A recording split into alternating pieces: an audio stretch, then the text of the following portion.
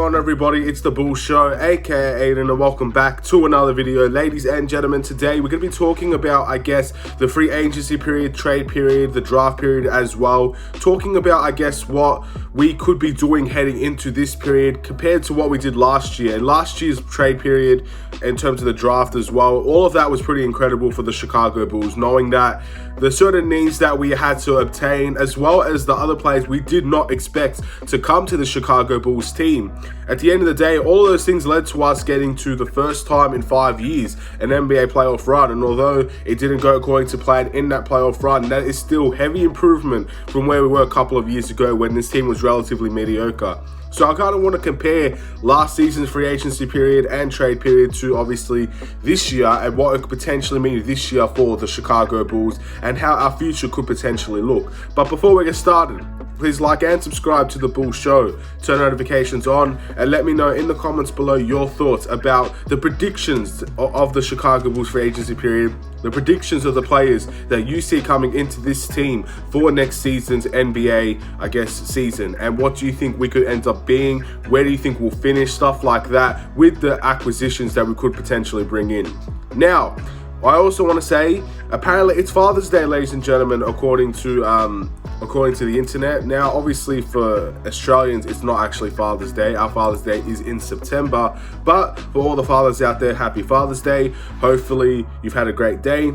And yeah, keep on doing what you're doing. Hopefully we can see this again next year as well. But let's get started in terms of the Chicago Bulls first and foremost. So, one of the biggest things to take away from last season's free agency trade period, or this period, this current stretch, is that the Bulls work in silence. I've said this for 2 years now, and I think it remains true today. I feel like a lot of people that are talking about rumors, that are talking about certain players, although it could be very much warranted that the Bulls like these players, the Bulls want these players, it could also very much be true that no one really knows what the Chicago Bulls are thinking internally. I feel like that's the biggest thing to take away from this current regime to one of the older regimes with Garpax and all of that. I feel like everything was leaked out in the old regime. I think this regime is very much more quiet, much more silent. They keep their cards close to their chest. They do not express much to the mainstream media, which in the end does leave a lot left to be desired by Bulls fans. We want to know what's happening with the organization. We want to know what's happening with the players that we want to get and pursue. But also at the same time, there's a lot of uncertainty, there's a lot of unpredictability, and that's obviously another thing to take away. We have been extremely unpredictable, in my opinion, in terms of the players that we have signed onto the Chicago Bulls team. I think we could have all seen Lonzo Ball coming from a mile away, to be honest. That's probably the exception to the rule. I feel like for a few months, even before the new regime came in, we were really interested in Lonzo Ball, and we ended up getting the player that we wanted out of that situation. Lonzo Ball wanted to come to Chicago, and we wanted Lonzo Ball. It was a very simple match made in heaven, and it ended up happening. But outside of Lonzo Ball, no one really saw what the Chicago Bulls had in store. No one really knew what we were going to do. We didn't see a lot of the moves that we ended up making coming. And this brings me to some of the examples I could bring to you. Nikola Vucevic in that trade deadline gave up Wendell Carter, gave up, I don't actually remember who else we gave up, but we gave up Wendell Carter, we gave up a few draft picks as well. Yeah, very, very interesting in that retrospect. I think it was Otto Porter that we actually gave up. So that was unpredictable. I don't think anyone saw that coming. I think out of all the centers that we were talking about at that time, like Andre Drummond or anything like that, Vucevic was not one of those guys that we're really talking about. I think I may have mentioned him once, and then bang, a month later, he was on the Chicago Bulls. It was a very, I wouldn't say easy deal to do, but it was a very unpredictable deal, and in the end, it did make us better. Then obviously you move into the free agency period.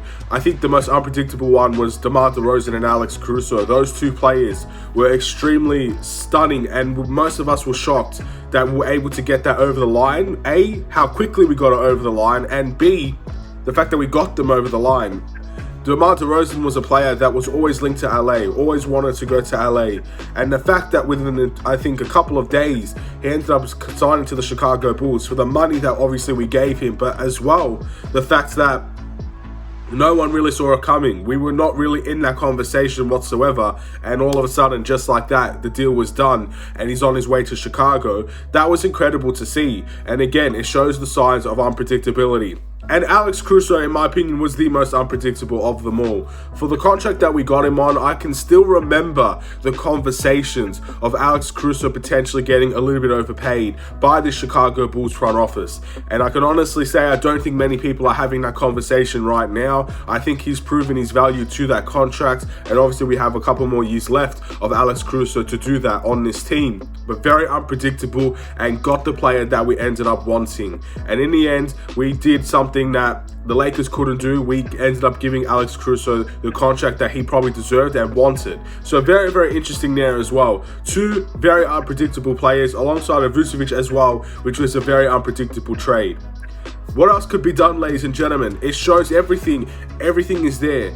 This Bulls team will work in silence, will leave you surprised, and will also be very unpredictable. That could mean a lot of things towards this current free agency period, this current NBA draft period, this current trade period. Now, ultimately, the cap space that we had last year, we probably won't really have that much this year. I think one of the more obvious things that we're going to do is re-sign Zach LaVine. As I said before, that's the rumors where everything's going towards at this point in time. So, with all that being said, I think that's probably the key thing that we're going to do as a Bulls team. We're going to keep the player that ended up being an all-star for this team, and hopeful that we can develop as a team with Zach LaVine in the future. That's one thing. I also feel like at the end of the day, some of these trades that we're talking about, some of them may be a possibility, but I feel like there's a trade in store that no one is going to see coming. Whether that's being the players that we want to see traded or players that we don't want to see traded, I do feel like there's a big move in store when it comes to free agency or trades. At the end of the day, we do not see coming yet. That is going to be very interesting to see. We all talk about Vucevic being traded. We all talk about Kobe White being traded. I think those are the guys that many Bulls fans want to see traded if anybody is going to get traded. Very interesting there to see what we could get out of that situation. Again, Rudy Gobert has been a player that has been constantly rumored around the Chicago Bulls. And obviously, if that's leaked out and we end up going for Rudy Gobert, then that's not something that's going to surprise us, because we've seen it over the course of many weeks now that the Bulls like Rudy Gobert. It's no secret in there, ladies and gentlemen. That's definitely something you got to look forward to. What about the other trades? What about DeAndre Ayton? I think that would surprise a lot of people if we ended up pursuing him. Even Mo Bamba, I feel like, would surprise a lot of people, because there's not much interest or talk in the Bulls and Mo Bamba at this point. So all of that is very interesting to see. There obviously would be different positions as well that we'll be going for. What can we do in terms of the forward position? What's the NBA draft going to look? NBA draft prospects going to look like? What pick are we going to have? Are we going to trade our pick? Are we going to, I guess, move up or down? Unpredictable, and no one can really see it coming. And I can almost guarantee no one knows who we're going to pick in the NBA draft either. I think Patrick Williams, again, referring to when we drafted Patrick Williams, no one knew we were going to draft Patrick Williams until the day before the NBA draft.